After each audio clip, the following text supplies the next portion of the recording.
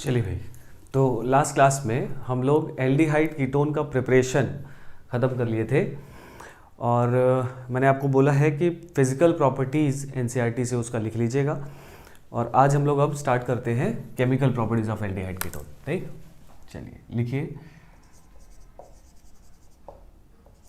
Chemical properties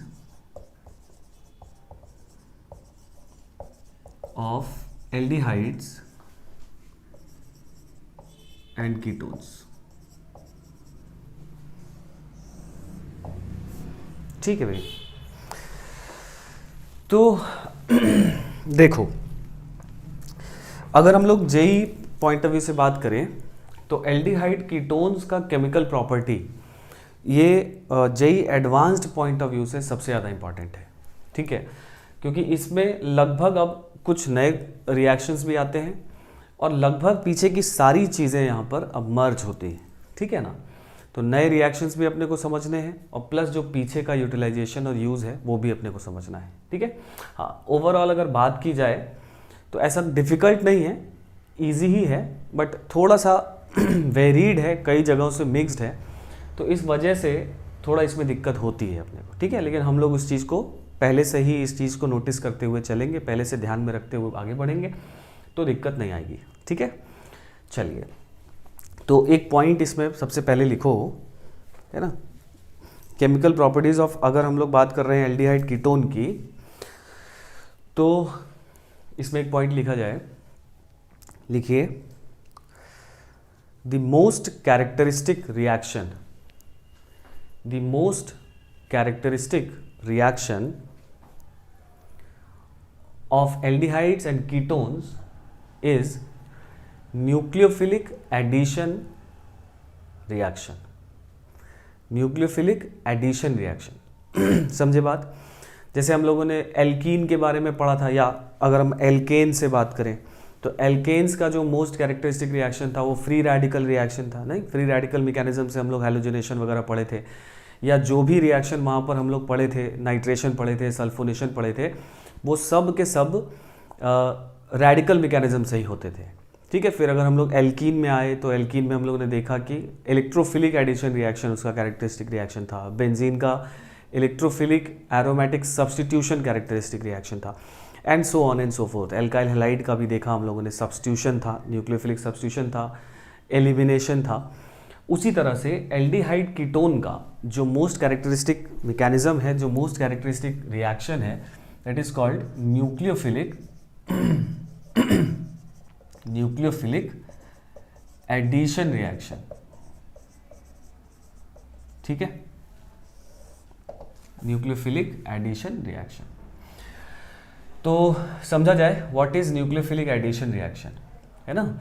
addition reaction अपने को पता है कि एक पाई बॉन्ड टूटे और उसमें दो ग्रुप या एटम्स आकर दोनों वैलेंसीज पर आकर जुड़ जाएं, तो ऐसे रिएक्शंस को हम लोग बोलते हैं क्या, एडिशन रिएक्शन।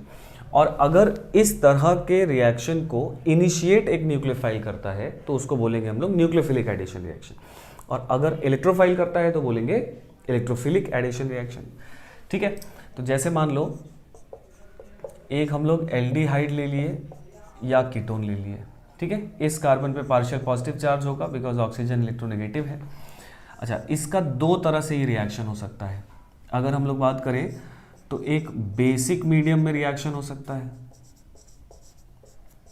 ना। बेसिक मीडियम मतलब जो न्यूक्लियोफाइल होगा वो निगेटिवली चार्ज्ड होगा ना। अगर बेसिक मीडियम है मतलब बेस है, तो जो भी न्यूक्लियोफाइल होगा अगर उस पर H जुड़ा हो पहले से तो उसका H+ बाहर कर लेगा। ठीक है, तो बेसिक मीडियम मतलब न्यूक्लियोफाइल जो है वो निगेटिवली चार्ज होने वाला है, क्योंकि निगेटिवली चार्ज स्पीशीज आर, है ना, स्ट्रॉन्गर बेसिस, ये तो पढ़े हम लोग। तो ये न्यूक्लियोफाइल इस कार्बन पे करेगा अटैक, ये वाला पाई बॉन्ड यहाँ पर शिफ्ट हो जाएगा। यही वाला स्टेप इसका RDS स्टेप होता है ना, इस पर अटैक। और क्यों होता है ये RDS स्टेप, ये हम लोग ग्रिग्नार्ड रिएजेंट में ऑलरेडी, है ना, पढ़ चुके हैं, है ना, क्योंकि ये दोनों अभी 120 डिग्री पर है और अब यहाँ पर 109 डिग्री हो जा रहा है, क्योंकि ये sp3 हो जा रहा है, 4 सिग्मा बॉन्ड्स हैं इसके पास, तो ये सभी ग्रुप पास पास आ जाएंगे तो यहाँ पर हिंड्रेंस होने लगता है। तो यहाँ से यहाँ जाने में थोड़ा सा कठिनाई का सामना इस मॉलिक्यूल को करना पड़ता है, इसी वजह से यही वाला स्टेप क्या हो जाएगा, आरडीएस स्टेप हो जाएगा। ठीक है, तो ये वाला आरडीएस स्टेप हुआ और यही स्टेप में एडिशन हो रहा है न्यूक्लियोफाइल का, दिख रहा है। अच्छा, सेकेंड स्टेप में हम लोग बाद में कोई H+ वगैरह डाल देंगे, या मीडियम में अगर हम लोग कोई ऐसा सॉल्वेंट लिए हैं जिसके पास H+ है तो यहाँ से H+ यहाँ पर एक्सेप्ट हो जाएगा और ये अपने को मॉलिक्यूल मिल जाएगा। तो अगर हम लोग ध्यान से देखें ओवरऑल क्या हुआ है, तो ये पाई बॉन्ड जो बना हुआ है, ये पाई बॉन्ड टूटा है, एक तरफ न्यूक्लियोफाइल एक तरफ H आकर जुड़ गया है, तो this reaction is called nucleophilic addition reaction. समझ के बाद, तो ये हो गया अपना। अच्छा, ये वाला स्टेप आरडीएस है तो ये वाला स्टेप क्या हो जाएगा, फास्ट हो जाएगा। क्लियर हुआ इतना बात। दूसरा मैकेनिज्म इसका हम लोग एसिडिक मीडियम में भी देखते हैं। ठीक है, और एसिडिक मीडियम में तब हम लोग रिएक्शन कराते हैं, या यूं बोला जाए कि अगर मान लीजिए हम लोग एक वीकर न्यूक्लियोफाइल ले लिए, ठीक है, वीकर न्यूक्लियोफाइल जैसे HNU टाइप का, क्योंकि न्यूट्रल है ना, तो negatively charge species are always stronger nucleophile than their neutral counter part. क्या, ये बात तो पढ़े थे। तो ये न्यूट्रल है, तो अब क्योंकि ये न्यूट्रल है तो पुअर न्यूक्लियोफाइल है, तो इस पार्शियल पॉजिटिव पे ये अटैक पहले ही स्टेप में कर जाए, इस बात के चांसेस क्या होंगे, कम होंगे, क्योंकि ये एक पुअरर न्यूक्लियोफाइल है और यही वाला स्टेप आरडीएस होता है, तो इसको भी कठिनाई है। तो इस वजह से अगर हम लोग कोई न्यूट्रल न्यूक्लियोफाइल ले लिए हैं तो हम लोग उसको कैटेलाइज कर देते हैं, किससे, एसिड से, या बेस से कर देते तो वो NU- हो जाता। मतलब बात सेम है, अलग अलग तरीके से उसको हम लोग रिएक्ट करा सकते हैं। तो इसमें सबसे पहले क्या होगा, ये H+ डाल देंगे एल्डिहाइड कीटोन के साथ। H+ इस लुईस बेस, क्योंकि इसके पास लोन पेयर है, H+ इस पर अटैक कर जाएगा और यहाँ पर इस तरह का स्पीशीज़ बन जाएगा, O पर प्लस आ जाएगा, यहाँ पर R' आ जाएगा। ठीक है, पहले भी हम लोगों ने बात कर रखी है कि ऑक्सीजन पे प्लस आने की वजह से इस पर पार्शियल पॉजिटिव चार्ज क्या हो जाएगा, बढ़ जाएगा, क्योंकि ये ज़्यादा इलेक्ट्रोनेगेटिव हो गया अब। और इस केस में जो अपना न्यूक्लियोफाइल है, पुअरर न्यूक्लियोफाइल मतलब न्यूट्रल न्यूक्लियोफाइल भी इस कार्बन पे अटैक कर जाएगा और इस तरह से एडिशन प्रोडक्ट यहाँ पर NuH इस पर प्लस आ जाएगा। H+ कैटलिस्ट की तरह एक्ट किया था, मीडियम वापस इसको H+ को खींच लेगा, तो फाइनली अपने को यही कंपाउंड यहाँ पर मिल जाने वाला है। और इसमें अगर हम आपसे पूछें कि भाई आरडीएस कौन होगा, तो इस बार ये फास्ट होगा और ये वाला आरडीएस होगा। क्यों होगा ना ऐसा, क्योंकि ये तो एसिड बेस रिएक्शन हो रहा है, Lewis acid Lewis base reaction हो रहा है। ठीक है, तो इतनी बात कहानी समझ में आ गई है ना। This is basic format of nucleophilic addition reaction. और एल्डिहाइड एंड कीटोन जो होते हैं वो न्यूक्लियोफिलिक एडिशन रिएक्शन उनका कैरेक्टरिस्टिक रिएक्शन होता है। ठीक है, अब इसमें कुछ जुड़ी हुई बातें हैं जो हम लोग ऑल्दो ग्रिग्नार्ड रिएजेंट में पहले पढ़े हुए हैं, लेकिन इसको हम लोग यहाँ पर एक बार फिर से फटाफट देख लेते हैं। ठीक है, तो इसको जल्दी से नोट करिए, आगे बढ़ा जाएगा।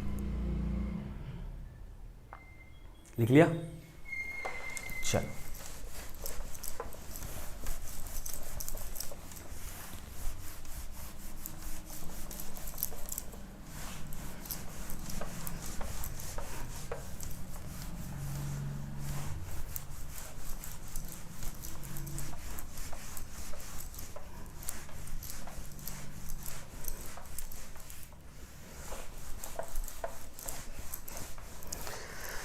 हाँ भाई, तो कुछ जुड़ी हुई बातें अगर हम लोग इसमें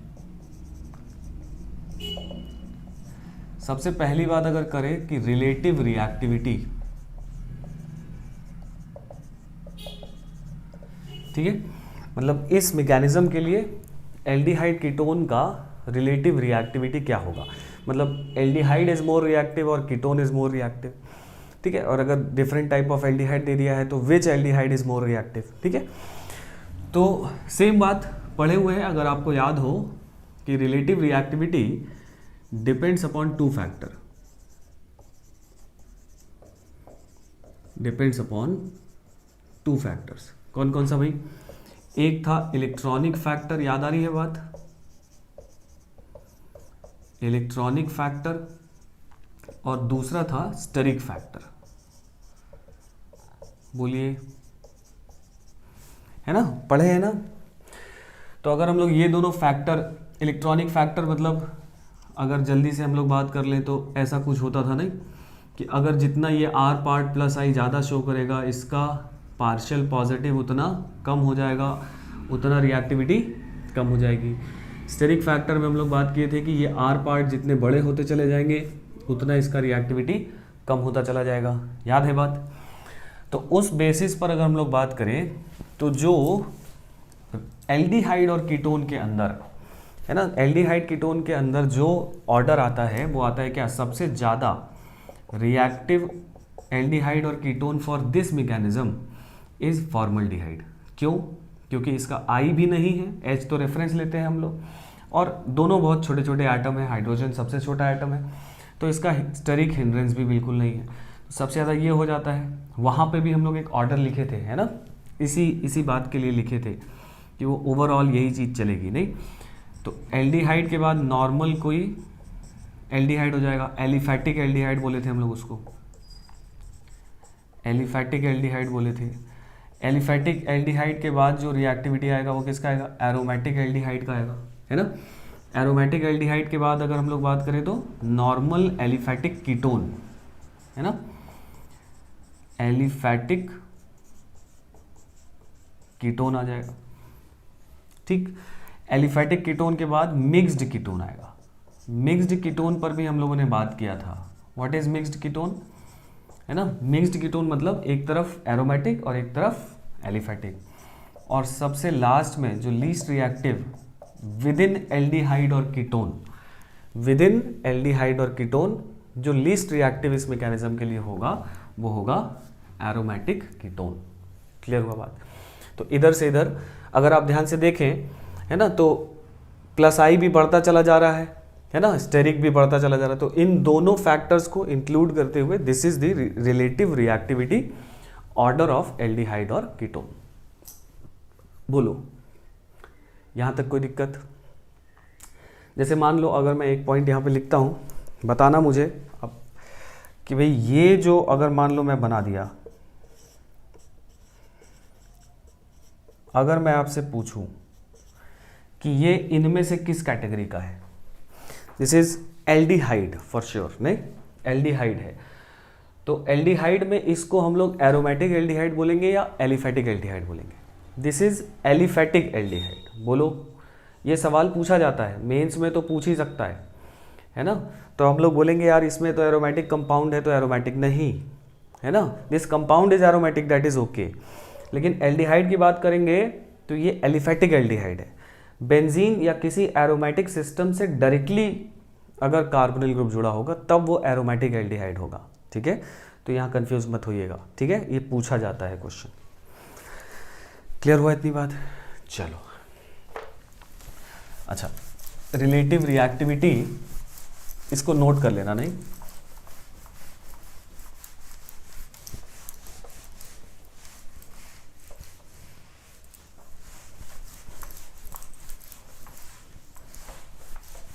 अब आइए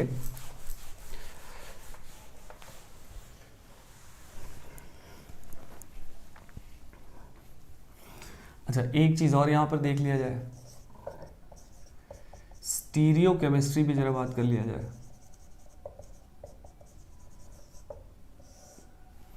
इस रिएक्शन का स्टीरियो केमिस्ट्री, इस पर भी हम लोग पहले ही बात कर चुके हैं।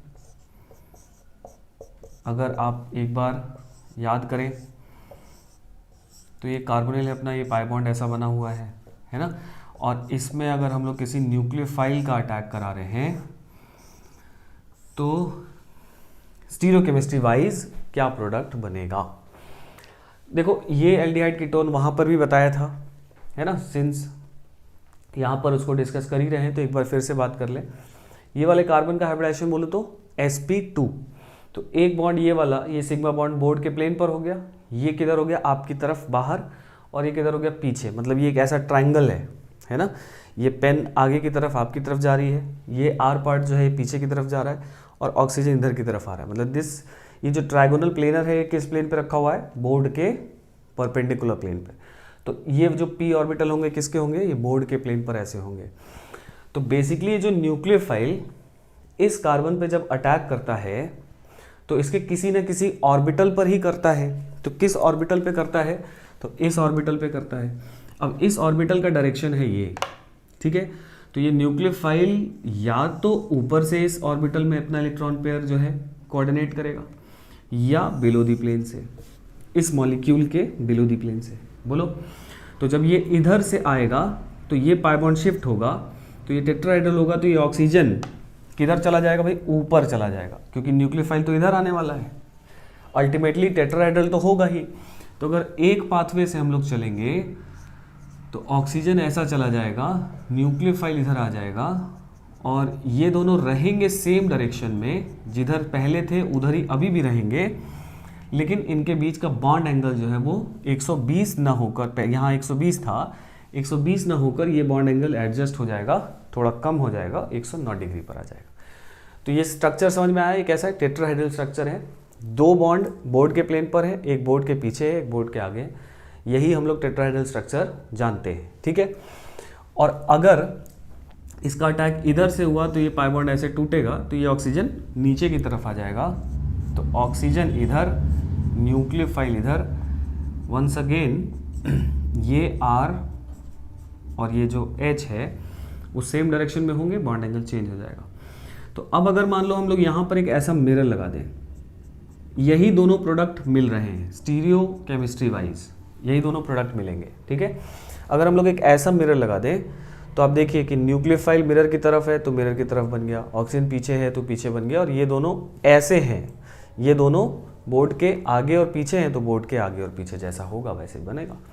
तो अगर ये कार्बन कायरल बना, जो कि बनता हुआ दिखाई दे रहा है, तो these two are isomer of each other. नहीं, कौन से आइसोमर है, एनेंशियोमर्स हैं।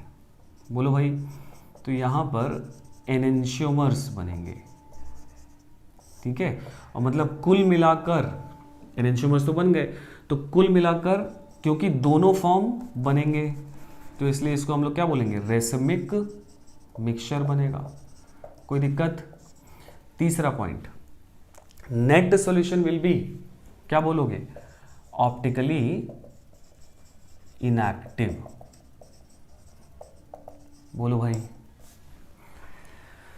हाँ क्लियर हुआ इतना बात ना। तो ये सब बातें हम लोग पहले भी कर चुके हैं, फिर से वही चीज़ आ रही है, तो यहाँ पर कोई ऐसा कोई नई बात हम लोग नहीं कर रहे हैं, ठीक है। चलो, तो ये न्यूक्लियोफिलिक एडिशन रिएक्शन का लेखा जोखा था, इसका स्टीरियो केमिस्ट्री है ना, रिएक्टिविटी मैकेनिज्म क्या होता है,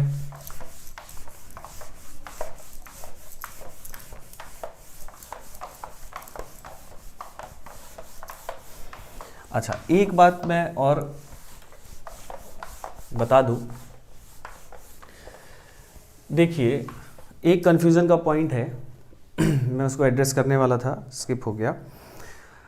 जब हम लोग मैकेनिज्म लिख रहे थे न्यूक्लियोफिलिक एडिशन का बेसिक मीडियम और एसिडिक मीडियम में, तो बेसिक मीडियम में तो न्यूक्लियोफिलिक एडिशन दिखाई दे रहा था, लेकिन एसिडिक मीडियम में आप अगर ध्यान से देखें तो पहले H+ अटैक किया है, सेकेंड स्टेप में न्यूक्लियोफाइल अटैक किया है, तो वहाँ भी एडिशन हुआ है, लेकिन पहला अटैक इलेक्ट्रोफाइल का हुआ है H+ का, दूसरा न्यूक्लियोफाइल का हुआ है, ठीक है ना। तो वो बेसिकली इलेक्ट्रोफिलिक एडिशन रिएक्शन बोला जाना चाहिए, ठीक है। एक्चुअली वो मैकेनिज्म वाइज है भी इलेक्ट्रोफिलिक एडिशन रिएक्शन, लेकिन इन जनरल दोनों को हम लोग कॉमन लैंग्वेज में क्या बोल देते हैं, न्यूक्लियोफिलिक एडिशन रिएक्शन। समझ में आई ना बात इतनी, तो उसमें कंफ्यूज नहीं होंगे, ठीक है वो इलेक्ट्रोफिलिक, लेकिन हम लोग न्यूक्लियोफिलिक, क्योंकि एल्डिहाइड कीटोन का रिएक्शन पढ़ रहे हैं तो उसको nucleophilic addition reaction in general उसी कैटेगरी में लिख दिया गया है ना, है वो इलेक्ट्रोफिलिक एडिशन, ठीक है। चलिए आगे बढ़ा जाए। चलो तो अब इसमें पहला रिएक्शन देखते हैं, एडिशन ऑफ HCN, ठीक है। और इस रिएक्शन को हम लोग बोलते हैं साइनोहाइड्रिन फॉर्मेशन।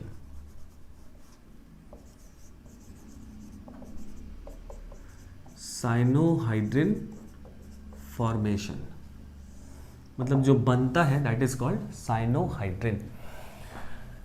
तो सिंपल सा रिएक्शन है, हम लोग एल्डिहाइड या कीटोन ले लिए और इसमें हम लोग साइनाइड आयन ले लिए, लेट अस से NaCN के फॉर्म में ले लिए, KCN के फॉर्म में ले लिए। तो सबसे पहले स्टेप में क्या करेगा, ये पार्शियल पॉजिटिव है, एसिडिक मीडियम में ले सकते थे, है ना, बट लेट अस से कि हम लोग बेसिक मीडियम से ही लेकर समझें। प्रोडक्ट तो दोनों केस में सेम ही बनेगा और कैसे बनेगा वो भी आपको मालूम है, मैकेनिज्म पता है, तो हम लोग एक ही लेकर चलते हैं कि ये साइनाइड आयन इस कार्बोनिल पे किया अटैक, इस कार्बन पे, ये वाला बॉन्ड इधर शिफ्ट हो गया, यहाँ बना RCO-, यहाँ पर HR- जो था वो रहेगा और यहाँ पर आ जाएगा अपना नाइट्राइल ग्रुप, साइनाइड ग्रुप, ठीक है। और यही वाला स्टेप हम लोग पढ़े हैं कि RDS होता है, ठीक है, और ये एक रिवर्सिबल प्रोसेस है, ठीक है, ये रिवर्सिबिलिटी। इनफैक्ट एल्डिहाइड कीटोन पर most of the nucleophilic addition reaction are reversible in nature, ठीक है। क्यों होगा, कैसे होगा, वो बात करेंगे हम लोग। जैसे सिर्फ ग्रिग्नार्ड या कोई ऐसे न्यूक्लियोफाइल का अगर हम लोग अटैक करें जो कि बहुत स्ट्रॉन्ग बेस हो, जैसे ग्रिग्नार्ड का R-, जैसे LiAlH4 का H-, है ना, H- is a very strong base, R- is a very strong base, तभी इसकी वापस निकलने का जो टेंडेंसी है ना वो कम होगा, क्योंकि वो बहुत स्ट्रॉन्ग बेस है, एक बार जुड़ गए तो जुड़ गए, ठीक है। लेकिन बाकी कोई भी न्यूक्लियोफाइल अगर हम लोग लेंगे तो उन न्यूक्लियोफाइल के साथ ये एक हमेशा बात जुड़ी होती है कि कोई भी न्यूक्लियोफाइल होगा इन जनरल वो एक वीकर बेस होने वाला है ना, मतलब एक्सेप्ट हम ग्रिग्नार्ड रिएजेंट और H- और इनको छोड़कर बात कर रहे हैं। जैसे साइनाइड जो है वो HCN का कॉन्जुगेट बेस है, तो HCN अगर हम लोग बात करें तो रिलेटिव टर्म में तो काफ़ी स्ट्रॉन्ग एसिड है, फिनॉल के बराबर है ना, जबकि R- अगर ग्रिग्नार्ड लेते थे, ऐसे समझो कि जैसे अगर हम लोग ग्रिग्नार्ड रिएजेंट ले लेते RMgX, तो इसमें जो न्यूक्लियोफाइल मिल रहा है वो R- मिल रहा है, ये तो बहुत स्ट्रॉन्ग बेस है, बोलो भाई, है ना, क्योंकि इसका जो करस्पॉन्डिंग एसिड है वो एल्केन है ना, और ये बहुत वीक एसिड होता है, तो ये बहुत स्ट्रांग बेस है, तो इसके वापस निकलने का टेंडेंसी 0 है, नहीं निकलेगा, है ना। तो ग्रिग्नार्ड टाइप के रिएक्शन से इसका करा दे तो वो रिवर्सिबल नहीं है, वो इरिवर्सिबल है, ग्रिग्नार्ड में पढ़े हैं हम लोग। लेकिन अगर मान लो हम लोग साइनाइड या कोई भी इस तरह का न्यूक्लियोफाइल आगे देखेंगे, अगर हम लोग इस तरह का न्यूक्लियोफाइल ले लें यहाँ पर और इसका रिएक्शन अगर हम लोग इससे कराएं, तो ये साइनाइड आयन है जिसका कॉन्जुगेट एसिड HCN है और इसका पीके करीब 10 के आसपास होता है, और इसका पीके की बात करें तो इसका 48 के आसपास होता है, बोलो पढ़े थे। तो इसकी तुलना में तो बहुत स्ट्रांग बेस है, तो उसके कॉन्जुगेट बेस को हम लोग इसके रिलेटिव या रेफरेंस में हम लोग इसको वीक बेस बोल सकते हैं, क्या समझ में आई बात, इसके रेफरेंस में ये एक वीक बेस है, तो वीक बेस है तो लिविंग ग्रुप के पॉइंट ऑफ व्यू से देखा जाए तो ठीक लिविंग ग्रुप बोलेंगे, समझ गए इतनी बात। तो ये बात मैं यहाँ समझा रहा हूँ आपको, तो इसी वजह से दिस इज रिवर्सिबल, क्योंकि ये वापस यहाँ पे बॉन्ड बना के साइनाइड को बाहर करके वापस ये बनाएगा। सर ऐसा करेगा ही क्यों, है ना भाई, वापस क्यों जाएगा सर, इसलिए जाएगा कि एक तो ये O- है, ठीक है, O- यहाँ पे इलेक्ट्रॉन इसका फ्री है, यहाँ असिस्ट करके पाई बॉन्ड बनाकर साइनाइड को बाहर कर सकता है, क्योंकि O- के पास इतनी एनर्जी है, पहली बात। दूसरी बात, क्योंकि 3 ग्रुप लग जा रहे हैं, टेट्राहेड्रल हो जा रहा है, स्टेरिक रिपल्शन या हिंड्रेंस बोला जाए, तो as compare to this carbon जो कि sp2 है, इसमें ज़्यादा है, क्लियर। तो इसकी वजह से ये वापस उधर जाना चाहता है, इसी वजह से ये RDS होता है, बोलो भाई। तो इतनी बात समझ में आ गई। तो ये पहला स्टेप हो गया, RDS हो गया, और फिर सेकेंड स्टेप में हम लोग बाहर से कोई इसमें H+ अगर डाल दें तो this will convert into this type of molecule, एक ही कार्बन पे साइनाइड और एक ही कार्बन पे OH, इसको हम लोग बोलते हैं साइनोहाइड्रिन, ठीक है, दिस इज कॉल्ड साइनोहाइड्रिन। एक कार्बन पे साइनो ग्रुप और hydroxyl group is called cyanohydrin, और सिंस पहला स्टेप RDS था तो ये वाला स्टेप फास्ट है, क्लियर हुआ, ठीक है, both the steps are reversible. तो ये एक इक्विलिब्रिया बना लेता है, ठीक है, ये HCN से साइनोहाइड्रिन बनेगा, ये एक इक्विलिब्रिया बना लेता है, ठीक है, इतनी बात आई समझ में। अब इस पर कुछ कुछ पॉइंट्स हैं, ठीक है, वो हम लोग को समझना है। पहले इतना नोट करिए, फिर पॉइंट्स लेकर आगे बढ़ते हैं। नोट कर लिया है? ठीक है, अब नोट करके पॉइंट नंबर 1 लिखो। देखिए, most of nucleophilic addition reaction, most of nucleophilic addition reaction on aldehydes and ketones, most of nucleophilic addition reaction on aldehydes or ketones are reversible in nature. Most of nucleophilic addition reaction on aldehydes and ketones are reversible in nature. क्यों reversible होता है वो समझा दिया आपको, है ना? ये बात समझ में आ रही है? Because most of nucleophiles are in general better leaving group as compare to this, जो कि रिवर्सिबल नहीं होता। ठीक है, क्लियर है ना ये वाली बात? इसमें कोई डाउट नहीं होना चाहिए, क्योंकि कोई भी इन जनरल न्यूक्लियोफाइल, चाहे आप हैलाइड ले लो, चाहे आप साइनाइड ले लो, चाहे आप अमाइड ले लो, कोई भी ऐसा न्यूक्लियोफाइल आप लेंगे तो वो इन जनरल अगर हम लोग बात करें, अमाइड नहीं, अमाइड तो स्ट्रॉन्गर हो गया, उसके अलावा कोई भी, ठीक है, एल्कोक्साइड ले लो, तो वो R- की तुलना में कम स्ट्रॉन्ग बेसेस होते हैं, मतलब रिलेटिवली हम लोग बोलते हैं कि वीकर बेस होते हैं, तो वो रिवर्सिबिलिटी मेंटेन कर सकते हैं। ठीक है, सेकेंड पॉइंट, सेकेंड पॉइंट लिखिए।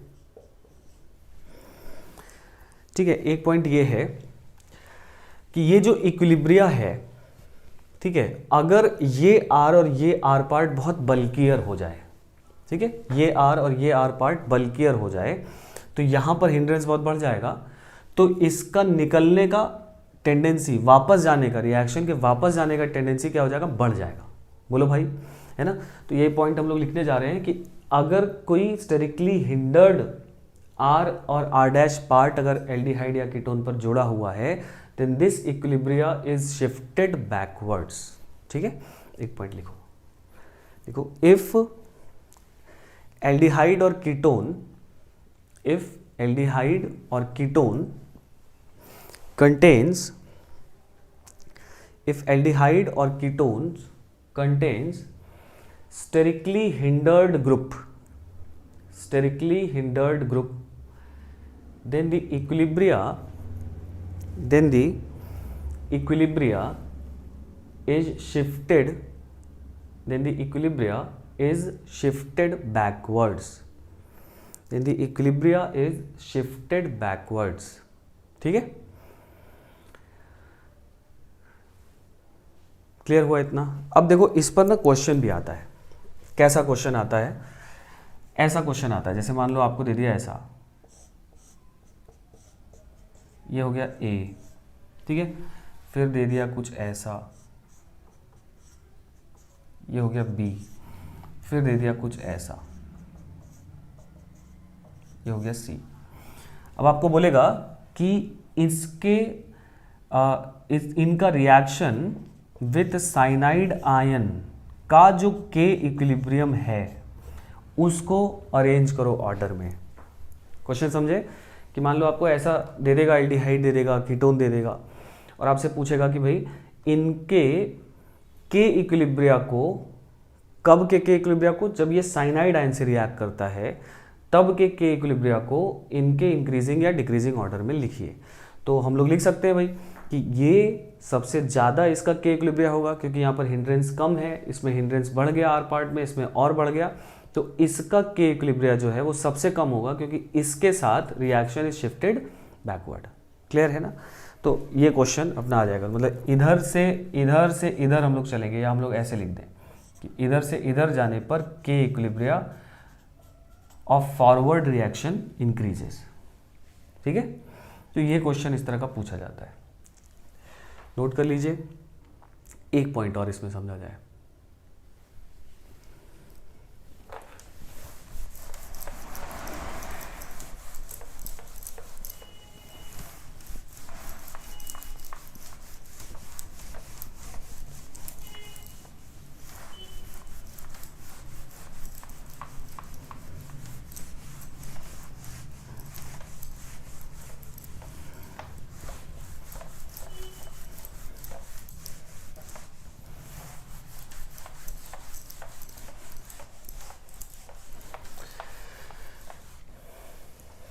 इस पे लिखिए, थर्ड पॉइंट लिखो, ये भी इंपॉर्टेंट पॉइंट है नहीं, लिखिए if cyanohydrin, if cyanohydrin, cyanohydrin मतलब क्या, जो बनाए हैं हम लोग ना, एक कार्बन पे OH और साइनाइड, ठीक है। देखो if cyanohydrin is warmed in, warmed है ना, if cyanohydrin is warmed in basic medium, warmed भी लिख सकते हैं, हीटेड भी लिख सकते हैं, ठीक है, लेकिन बहुत ज़्यादा टेम्परेचर नहीं चाहिए होता है, तो इसलिए warmed is a correct thing. तो if cyanohydrin is warmed in basic medium then it reverts back to corresponding, then it reverts back to corresponding aldehyde और कीटोन, ठीक है। क्या लिखे हम लोग ऐसा पॉइंट लिखे कि भाई अपने पास अगर साइनोहाइड्रिन बना हुआ है, दिस इज अ साइनोहाइड्रिन क्या, और अगर एरो पर ऐसा दे दिया आपको OH माइनस हीट दे दिया, बेसिक मीडियम में हीट कर रहे हैं या वार्म कर रहे हैं, तो होगा क्या कि साइनाइड का माइनस आई इफेक्ट होता है, तो इस H प्लस को जो OH माइनस है ये बाहर कर लेगा, एसिड बेस रिएक्शन हो जाएगा, ठीक है। बहुत आसानी से नहीं कर सकता है, इसी वजह से हीट करने की जरूरत पड़ेगी, तो इस तरह से बन जाएगा। और ये क्योंकि अब O नेगेटिव हो गया, ये वही स्टेज पे पहुंच गया जहां RDS था अपना मैकेनिज्म का फर्स्ट स्टेप क्या, तो ये यहाँ पर बॉन्ड बनाते हुए क्योंकि हम लोग हीट कर रहे हैं, तो ये बड़े आसानी से साइनाइड आयन को कर देगा बाहर, और यहाँ पर अपने को वापस वही कीटोन मिल गया है जिस कीटोन से हम लोग ये बनाए थे, साथ में साइनाइड आयन बाहर चला जाएगा। तो ये बात बोली जा रही है कि if cyanohydrin is warmed in basic medium then it reverts back to corresponding aldehyde और ketone through which it was formed. Clear, तो इसको ध्यान रखेंगे, नोट कर लीजिए। और इस पे कुछ क्वेश्चन भी बढ़िया बनता है। देखो नाइट्राइल ग्रुप ना एक वर्सेटाइल ग्रुप होता है, इससे बहुत सारे कंपाउंड्स हम लोग बना सकते हैं, ठीक है। तो इस पर क्वेश्चन थोड़ा सा मिक्स्ड करके दे सकता है। चलो एक क्वेश्चन ट्राई करो।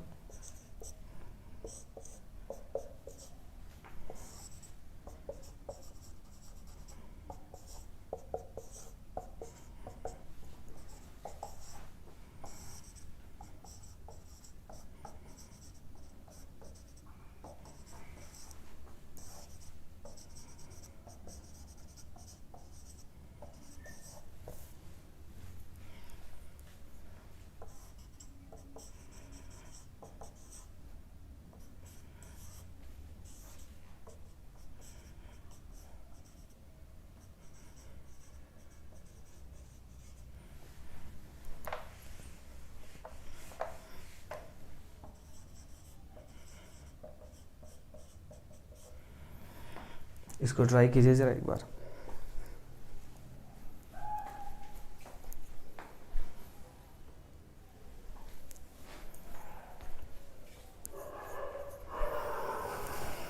हो गया होगा। चलो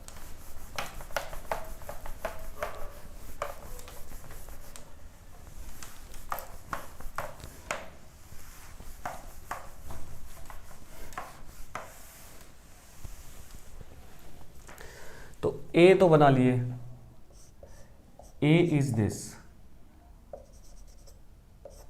क्या है ना, चाहे जैसे भी लिख सकते हैं, दो एल्काइल पार्ट है, एक साइनाइड है, एक OH, दिस इज ए। अब ए में अगर H2NI, ये है कैटालिटिक रिडक्शन, तो इसका तो रिडक्शन करता नहीं है अल्कोहल का, तो इसी का करेगा, है ना। तो ये साइनाइड है, इसका रिडक्शन H2NI करके इसको भेज देगा CH2NH2 तक। देखो ये बात अभी हो सकता है आपको नहीं पता हो कि साइनाइड के कैटालिटिक रिडक्शन से वी विल गेट, है ना, अमीन। और मुझे याद नहीं आ रहा है मैंने पहले बताया है कि नहीं ये कभी, ठीक है। तो ये अमीन में भेज देगा। वैसे हम लोग पहले भी बात किए हैं कि हम लोग इसका बहुत सारे कंपाउंड का कौन किसको कहाँ तक रिड्यूस करता है, तो ये बात हम लोग पढ़ेंगे, है ना, वो इसी चैप्टर में आएगा अभी। तो H2NI नाइट्राइल को अमीन में भेज देगा, वो भी कैसा अमीन, प्राइमरी अमीन, है ना। तो इसको इस तरह से भेज दिया। फिर एक्वस HNO2 प्राइमरी अमीन, कुछ याद आ रही है बात, है ना। एक्वस HNO2 से ये बन जाएगा N2+, याद है, B बन गया, और B से अब ये यहाँ पर C बन गया है, सॉरी अभी C नहीं बना है, B बना था, और B में फिर एक्वस HNO2 डाल दोगे तो N2+ बन जाएगा, है ना, डाइजोनियम सॉल्ट। और हम लोग पहले भी पढ़े हैं कि देखो ये यहाँ से निकलेगा, यहाँ कार्बोकेटाइन बनेगा, ये यहाँ से माइग्रेट होकर पिनाकॉल पिनाकोलोन रीअरेंजमेंट टाइप का रिएक्शन, है ना, उसमें भी हम लोग इसका एग्जाम्पल लिए थे। तो यहाँ पर पिनाकॉल पिनाकोलोन टाइप का हो जाएगा, पिनाकोलोन टाइप का रिएक्शन हो जाएगा, और यहाँ से ये माइग्रेट करेगा इस पे, यहाँ बनेगा CH3COH, यहाँ पर प्लस चार्ज, यहाँ पर CH2 प्लस था, ये मिथाइल शिफ्ट यहाँ पर हो जाएगा, तो ऐसा कुछ बन जाने वाला है। फिर ये बैक बॉन्डिंग करके यहाँ पर it will produce CH3C+O CH2CH3, बोलिए। So this is our C, बनाए हैं। तो देखो एक छोटा सा ही क्वेश्चन लिए, उसमें रिडक्शन आ गया, उसमें पिनाकॉल पिनाकोलोन रीअरेंजमेंट आ गया, तो जुड़ रही हैं चीज़ें, है ना, पीछे की चीज़ें इससे बड़ी तेज़ी से जुड़ती हैं। क्लियर हुआ इतना, तो C ये बन गया। अब जरा इसको सोचो, है ना, ये H+ हीट है ना, साइक्लिक कंपाउंड बन रहा है, एल्कीन तो बन ही सकता है, लेकिन आपको लिख दिया है कि इज साइक्लिक, तो मतलब हम लोग एल्कीन के डायरेक्शन में नहीं सोचेंगे, ठीक है। एल्कीन कैसे, तो सर क्योंकि अल्कोहल है तो यहाँ पर E1 एलिमिनेशन सोच सकते हैं ना, लेकिन वो नहीं सोचेंगे क्योंकि यहाँ पे साइक्लिक लिखा हुआ है, कुछ और सोचने को बोल रहा है, ठीक है। तो A ये था। अब A से अगर हम लोग बात करें हाइड्रोलिसिस करा दोगे, तो हाइड्रोलिसिस करा देंगे तो ये COH में कन्वर्ट हो जाएगा, ये तो पढ़ा ही है हम लोग।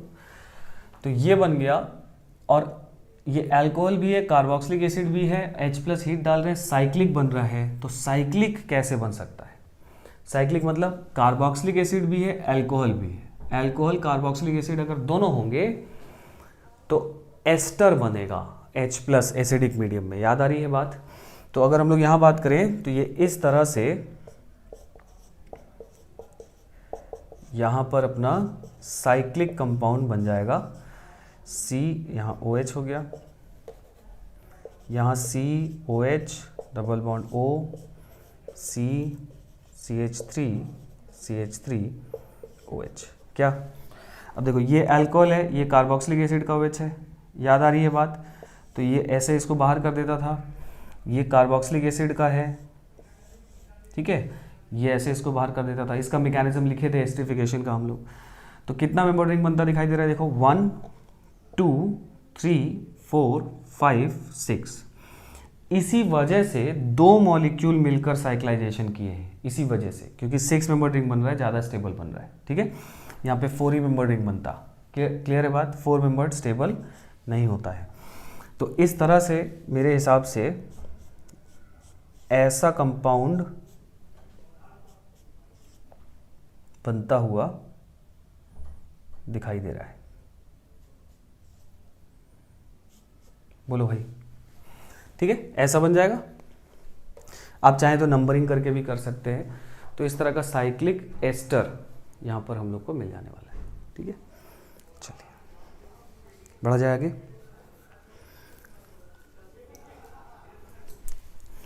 चलो फिर लिखो,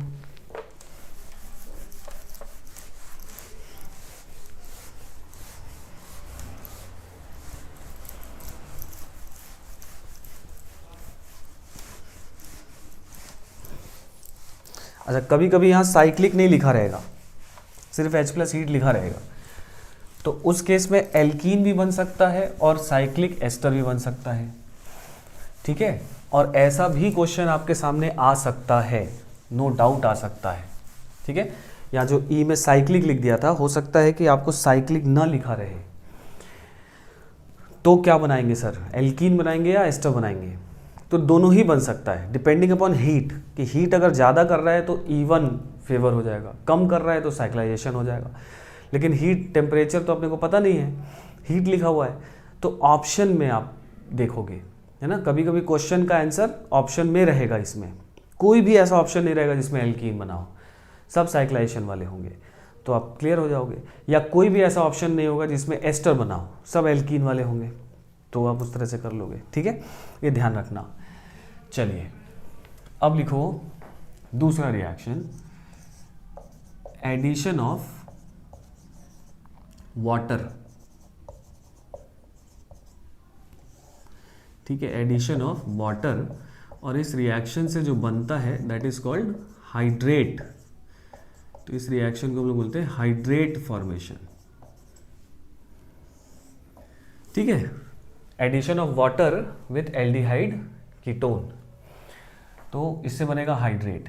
देखो ये भी सिंपल सा रिएक्शन है, एक एल्डिहाइड ले लिया या कीटोन ले लिया, इसमें हम लोग वाटर ले लेंगे एज न्यूक्लियोफाइल, ये तो न्यूट्रल है तो अपने को कैटेलाइज करना पड़ेगा एसिड के थ्रू, तो वही चीज़ होगी, H+ यहाँ पहले करेगा अटैक, इस पे पार्शियल पॉजिटिव बढ़ जाएगा, जिसकी वजह से न्यूट्रल पुअरर न्यूक्लियोफाइल इस पर अटैक करके ये बॉन्ड इस तरह से तोड़ देगा, यहाँ पे बन जाएगा ROH, यहाँ H या R' जो है वैसे ही रहेगा, यहाँ OH यहाँ प्लस चार्ज, H+ मीडियम से आया था वापस मीडियम में चला जाएगा, और पहले जैसे यही वाला स्टेप क्या होने वाला है RDS, फिर सेकेंड स्टेप में जब H+ बाहर चला गया तो ये बन जाएगा ROH, यहाँ H या R' और यहाँ पर OH, ठीक है। तो एक ही कार्बन पर 2 OH इज कॉल्ड हाइड्रेट, ठीक है। तो ये जो कंपाउंड बना है इसको बोलते हैं हम लोग हाइड्रेट, और ये हम लोग पहले से जानते हैं कि ये अनस्टेबल होता है, याद है बात, हम लोग बोले थे ना एक कार्बन पे जेम डाइऑल्स आर अनस्टेबल, तो जेम डाइऑल्स अनस्टेबल होते हैं, दोनों स्टेप इसमें क्या होंगे, रिवर्सिबल होंगे, है ना। बोले सर ये तो अनस्टेबल होता है, बनता कैसे बन गया, बना नहीं, रिएक्शन हुआ है, अब ये इक्विलिब्रियम बैकवर्ड शिफ्टेड रहता है बिकॉज दिस इज अनस्टेबल, समझ गए बात ना। तो यही कहानी इसमें बात, इसीलिए हम लोग क्या करते थे, हमेशा बाहर कर देते थे, तो बाहर करके ये बनता था, बट एक्चुअली तो मैकेनिज्म वाइज इस तरह से हाइड्रेट, और वापस इस इक्विलिब्रियम में वापस चले जाओगे तो एल्डिहाइड कीटोन बनेगा, ठीक है। तो ये हाइड्रेट है, अनस्टेबल है, और इनकी रिलेटिव स्टेबिलिटी जो है वो फिर से 2 फैक्टर पे डिपेंड करती है, ठीक है। पहले इतना लिख लो,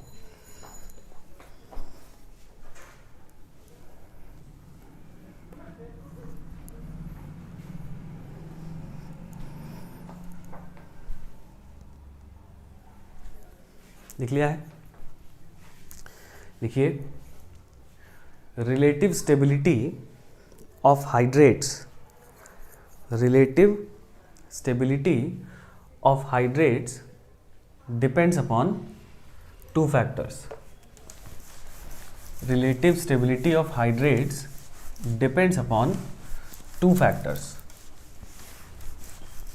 ठीक है, वही दोनों लिख लो, electronic factor and steric factor, electronic factor and steric factor, ठीक है। देखो वैसे तो सारे ही हाइड्रेट जो हैं वो अनस्टेबल होते हैं, लेकिन उनमें से कुछ है ना स्टेबल भी होते हैं, तो उसीलिए हम लोग इसका रिलेटिव स्टेबिलिटी की बात कर रहे हैं, है ना। तो relative stability of hydrate depends upon 2 factor, electronic and steric factor.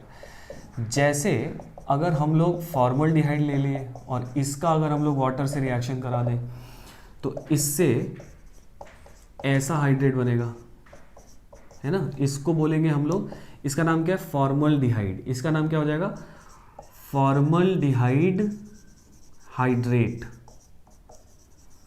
Formaldehyde hydrate बोलो तो, ठीक है। और इसका जो परसेंट है इस इक्विलिब्रियम में ये करीब 99.99% रहता है, मतलब फॉर्मल्डिहाइड को अगर हम लोग वाटर में डाल दें तो वो अपने हाइड्रेट फॉर्म में ही रहता है, ठीक है, क्योंकि इसका परसेंट बहुत ज़्यादा होता है। और क्यों ज़्यादा है, क्योंकि फॉर्मल्डिहाइड की अगर हम लोग बात करें तो इसमें स्टेरिक फैक्टर भी 0 है और इलेक्ट्रॉनिक फैक्टर भी 0 है, क्लियर बात। तो इसी वजह से इसका हाइड्रेट जो होगा वो स्टेबल होगा। लेकिन अगर हम लोग और आगे बढ़ें, इससे जस्ट हायर एल्डिहाइड ले लिए, जैसे हमने ले लिया एसिटल्डिहाइड, और एसिटल्डिहाइड का अगर हम लोग रिएक्शन कराएं तो इस तरह का हाइड्रेट बनता नजर आएगा। ठीक है, तो इस इक्विलिब्रियम में इस हाइड्रेट का जो परसेंट है वो करीब करीब 58% रहता है। तो सिंस यहाँ पर स्टेरिक फैक्टर भी बढ़ा और इलेक्ट्रॉनिक फैक्टर भी बढ़ा, तो इसके हाइड्रेट का परसेंट कम हो गया। ठीक है, और अगर मान लीजिए हम लोग एक सबसे छोटा कीटोन ले लें, जैसे हमने ले लिया एसीटोन, और इस एसीटोन का अगर हम लोग रिएक्शन इससे कराएं तो यहाँ पर एसीटोन का हाइड्रेट बन जाएगा, बोलो भाई। और इसका जो परसेंट देखा गया है ये 0.14% देखा गया है। दैट मीन्स अप्रॉक्सीमेटली क्या, 0%, है ना। तो क्योंकि कीटोन्स में दोनों तरफ से आर पार्ट लग गया, प्लस आई भी बढ़ गया और स्टेरिक फैक्टर भी बढ़ गया, तो इसका हाइड्रेट का परसेंट क्या हो गया, कम हो गया। तो मतलब बात थोड़ी थोड़ी क्लियर हो रही है कि जितना कम इलेक्ट्रॉनिक फैक्टर होगा या माइनस आई इफेक्ट होगा जो उस पर पार्शियल पॉजिटिव चार्ज को क्या करे, बढ़ाए, तो उसका हाइड्रेट ज़्यादा स्टेबल होगा, और जो जिसमें हिंड्रेंस ज़्यादा हो या प्लस आई बहुत ज़्यादा हो तो उसका हाइड्रेट कम स्टेबल होगा। और ये सवाल में पूछा जाता है। ठीक है, तो जैसे जैसे हम लोग ऊपर से नीचे आ रहे हैं वैसे वैसे प्लस आई इफेक्ट क्या हो रहा है, बढ़ रहा है। ठीक है, अगर हम लोग स्टेरिक फैक्टर की बात करें तो स्टेरिक फैक्टर भी क्या हो रहा है ना, बढ़ रहा है, क्योंकि एल्डिहाइड से हम लोग कीटोन की तरफ बढ़ रहे हैं। तो इस वजह से परसेंट हाइड्रेट क्या होने जा रहा है, कम होता जा रहा है। आई कहानी समझ में ना। तो ये सवाल इस तरह का पूछा जाता है। ठीक है, जैसे मान लो आपसे पूछ ले, है ना, एग्जाम्पल के तौर पे पूछे कि भाई बताओ इस मॉलिक्यूल का हाइड्रेट का परसेंट कितना होगा, तो हम लोग तुरंत बोल देंगे कि 0% होगा। बताओ इस मॉलिक्यूल का कितना होगा, है ना, दोनों तरफ से हिंड्रेंस हो गया, इसका भी हाइड्रेट 0% होगा। बताओ बेंजोफिनोन का कितना होगा, तो इसका भी तुरंत लिख देंगे 0 होगा। समझ रहे हैं। तो इस तरह के मॉलिक्यूल अगर आपको दे दे जो जिसमें हिंड्रेंस ज़्यादा है या प्लस आई ज़्यादा है, तो उसका परसेंट हाइड्रेट जो होगा वो 0% होने वाला है। क्लियर बात इतनी। ठीक है, हाँ। अब कुछ मॉलिक्यूल्स ऐसे हैं जिनका हाइड्रेट का परसेंट ज़्यादा भी होता है। ठीक है, और वो ज़्यादा किस वजह से हो सकता है, ज़्यादा इस वजह से हो सकता है कि इसमें प्लस आई की जगह पर माइनस आई लगने लगे स्ट्रॉन्ग, तो इसमें पार्शियल पॉजिटिव बढ़ेगा तो ये इक्विलिब्रिया फॉरवर्ड शिफ्ट होने लगेगा। समझ के बात। तो एक ये वजह है, और भी बहुत सारी वजहें हैं जिनकी वजह से हाइड्रेट का परसेंट जो है वो बढ़ने लगेगा। ठीक है, मतलब अगर हाइड्रेट में भी कोई एक्स्ट्रा स्टेबिलिटी मिलना शुरू हो जाए तो ये इक्विलिब्रिया किसकी तरफ शिफ्ट होने लगेगा, हाइड्रेट की तरफ शिफ्ट होने लगेगा। ठीक है, तो कुछ एग्जांपल्स देखते हैं उसके हम लोग, पहले इसको नोट कर लीजिए।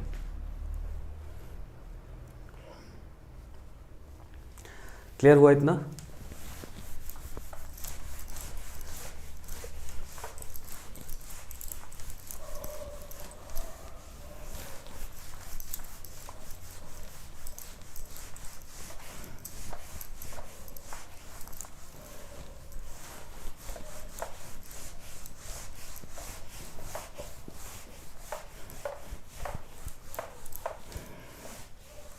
चलो देखा जाए, जैसे यहाँ पे नोट करके एक पॉइंट लिख लो।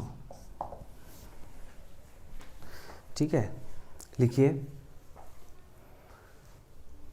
लिखो if there is strong minus I effect, if there is strong minus I effect is present, strong minus I effect is present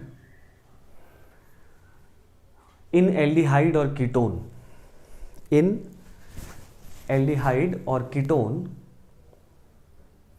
then hydrates becomes relatively more stable, then hydrates becomes relatively more stable. ठीक है, मतलब अगर electron withdrawing है, strong minus आई group लगा हुआ है, तो hydrate का जो स्टेबिलिटी है वो बढ़ेगा। इसके अलावा ये वन ऑफ द फैक्टर्स है। इसके अलावा भी एक नॉर्मल अगर हम लोग कॉन्सेप्ट की बात करें तो भाई इक्विलिब्रिया है, तो अगर कोई भी फैक्टर जो हम लोग टॉटोमरिज्म में पढ़े थे वही सब बातें हैं, लगभग कॉन्सेप्ट तो सेम ही है, तो वो इक्विलिब्रिया है। तो अगर कोई भी फैक्टर अगर हाइड्रेट को ज़्यादा स्टेबलाइज कर रहा है थ्रू एनी स्टेबलाइजिंग फैक्टर, तो वो हाइड्रेट को स्टेबलाइज कर देगा, then equilibria shifted forward. Clear हुआ इतना। जैसे अगर कुछ एग्जांपल देखें हम लोग, जैसे मान लो अगर अपने पास दे दिया CF3 C double bond O CF3, है ना, स्ट्रॉन्ग माइनस आई है दोनों तरफ से, अगर इसका रिएक्शन हम लोग वाटर के साथ करा दें तो ये तो दौड़ के रिएक्ट करेगा इससे, बोलो भाई, है ना। CF3 C, यहाँ OH आ जाएगा, यहाँ भी OH आ जाएगा, ये CF3 आएगा, तो ये जो हाइड्रेट बना है ये करीब करीब कितना रहेगा, 100%। ठीक है। सिमिलरली अगर हम लोग और एग्जाम्पल ले, मान लो हमने ले लिया CCl3 C double bond OH, और इसका रिएक्शन मान लो अगर हम लोगों ने वाटर से करा दिया तो इसमें भी स्ट्रॉन्ग माइनस आई है एक तरफ से और एक तरफ से कुछ नहीं है, तो यहाँ पर भी बहुत तेज़ी से अटैक होगा, और यहाँ पर भी जो इसका हाइड्रेट है वो अप्रॉक्सीमेटली 100% को टच करेगा, और उसकी एक वजह ये भी आ जाएगी, that is intramolecular hydrogen bonding between chlorine and hydrogen, है ना। तो एक तो पार्शियल पॉजिटिव ज़्यादा है, और दूसरा जो इसका हाइड्रेट फॉर्म है इसमें हाइड्रोजन बॉन्डिंग है, तो हाइड्रोजन बॉन्डिंग तो एक्स्ट्रा स्टेबलाइज कर ही देगा उसको, तो इसलिए इसका परसेंट भी क्या हो जाएगा, 100% जाएगा। ठीक है। अच्छा, ये एक फेमस मॉलिक्यूल है, इसको बोला जाता है क्लोरल, ठीक है, और इसको बोला जाता है क्लोरल हाइड्रेट, क्लोरल हाइड्रेट। ठीक है। सिमिलरली और भी मॉलिक्यूल्स हैं, देखो, और जितने एग्जाम्पल्स मैं बता रहा हूँ हाइड्रेट के केस में लगभग उतने ही आते हैं, बस अगर आए तो, ज़्यादा इसमें एग्जाम्पल है नहीं और ज़्यादा पूछने का चांस नहीं होता। जैसे कि ये मॉलिक्यूल है, ठीक है, इस मॉलिक्यूल को बोला जाता है निनहाइड्रिन। क्या बोला जाता है भाई, निनहाइड्रिन, और निनहाइड्रिन में अगर हम लोग वाटर का एडिशन करा देंगे तो बनेगा निनहाइड्रिन हाइड्रेट। क्या बनेगा, निनहाइड्रिन हाइड्रेट।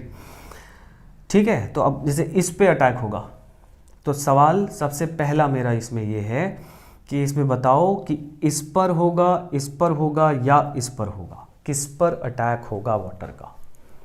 अगर एक से ज़्यादा कार्बोनिल हैं, जैसे इसमें तो एक ही एक थे, अगर एक से ज़्यादा हैं तो किस कार्बोनिल पे पहला अटैक होगा। सिंपल है, जिस पर पार्शियल पॉजिटिव सबसे ज़्यादा होगा। तो क्योंकि यहाँ भी कार्बोनिल है, यहाँ भी, तो मेरे हिसाब से इस वाले कार्बन पे सबसे ज़्यादा पार्शियल पॉजिटिव है, इसलिए इसका अटैक इसी पे होने वाला है। बोलो कोई दिक्कत, कोई दिक्कत नहीं। तो यहाँ पर निनहाइड्रिन में इस वाले कार्बोनिल पर अटैक होगा, और यहाँ पर भी इस तरह का कंपाउंड बनेगा, हाइड्रेट बनेगा, जिसमें इस ऑक्सीजन और इस हाइड्रोजन के बीच में इंट्रामोलिकुलर हाइड्रोजन बॉन्डिंग होगी, और इसका भी परसेंट जो होने वाला है, बिकॉज पार्शियल पॉजिटिव भी बहुत ज़्यादा है क्योंकि दोनों इलेक्ट्रॉन विड्रॉइंग ग्रुप लगे हुए हैं, और यहाँ पर हाइड्रोजन बॉन्डिंग है जो हाइड्रेट को स्टेबलाइज कर रहा है। इस वजह से ये भी निनहाइड्रिन हाइड्रेट भी लिख लीजिएगा ना, निनहाइड्रिन हाइड्रेट भी 100% पॉपुलेशन पे रहेगा। क्लियर हुआ इतना बात। ठीक है। तो इसमें 2 सवाल हो गया है ना, एक तो 1 2 3 करके बोल देगा किस पर अटैक होगा, और एक कि इसका हाइड्रेट परसेंट रिलेटिवली कम होगा या ज़्यादा होगा। बात आई समझ में। ठीक है। यहाँ पर एक बात और देखो, ये क्लोरीन और हाइड्रोजन के बीच में हाइड्रोजन बॉन्डिंग हो रहा है। हम लोग शायद जानते हैं ऐसा कि क्लोरीन हाइड्रोजन बॉन्डिंग नहीं करता है, करता है, लेकिन सिर्फ तब जब इंट्रामोलिकुलर हो रहा हो तब। यहाँ इंट्रामोलिकुलर है, ठीक है, तो यहाँ पे क्लोरीन हाइड्रोजन बॉन्डिंग में पार्टिसिपेट करता है। ठीक है। इसमें भी थोड़ा बहुत हाइड्रोजन बॉन्डिंग रहती है। ठीक है। थोड़ा बहुत क्यों बोल रहा हूँ, क्योंकि फ्लोरीन का साइज छोटा है क्लोरीन से, यहाँ पर जितने बॉन्डिंग डिस्टेंस पर ये दोनों है, यहाँ पर उतना नहीं रहता, तो यहाँ पे भी हाइड्रोजन बॉन्डिंग है बट प्रोमिनेंट नहीं बोलते। क्लियर हुआ इतना। चलिए, तो एक ये हो गया। अब इसके अलावा और भी एग्जाम्पल हम लोग ले सकते हैं, जैसे इसको पहले क्लियर करते हैं ना, इसको नोट कर लो। और भी एग्जाम्पल है।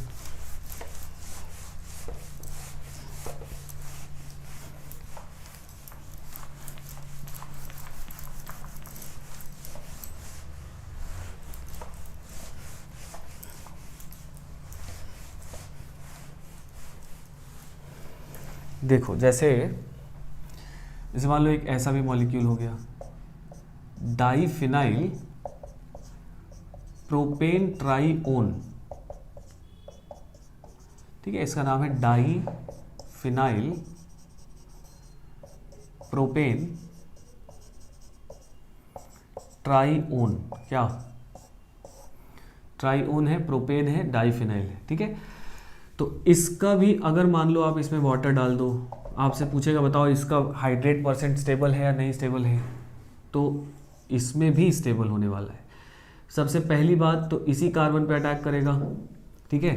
तो यहाँ पर जो कंपाउंड बनेगा वो कुछ ऐसा, यहाँ पर भी हाइड्रोजन बॉन्डिंग,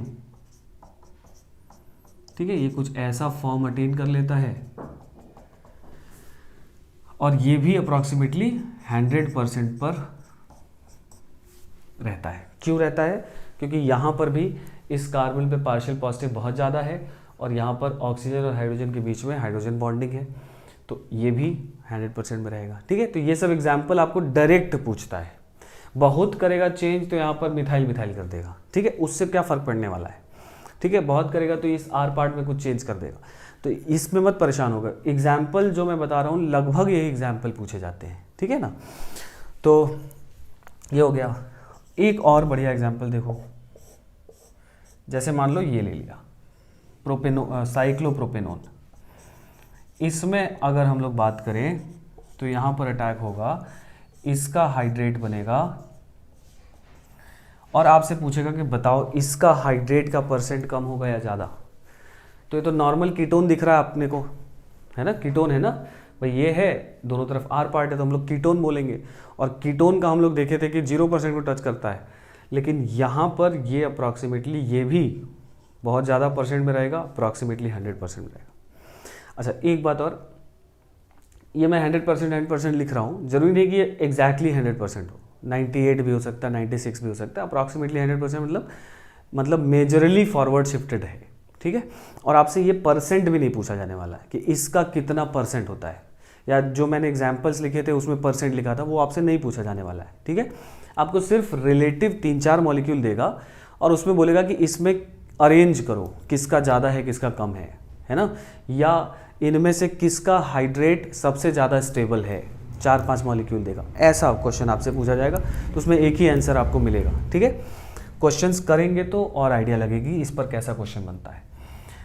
फिलहाल अब अगर इसकी बात करें तो इसका हाइड्रेट का परसेंट 100 क्यों है या ज़्यादा क्यों है, क्यों ज़्यादा है, सोचिए एक बार, ऐसा क्यों हुआ, बताओ, दिमाग लगाओ। एंगल स्ट्रेन, करेक्ट है ना।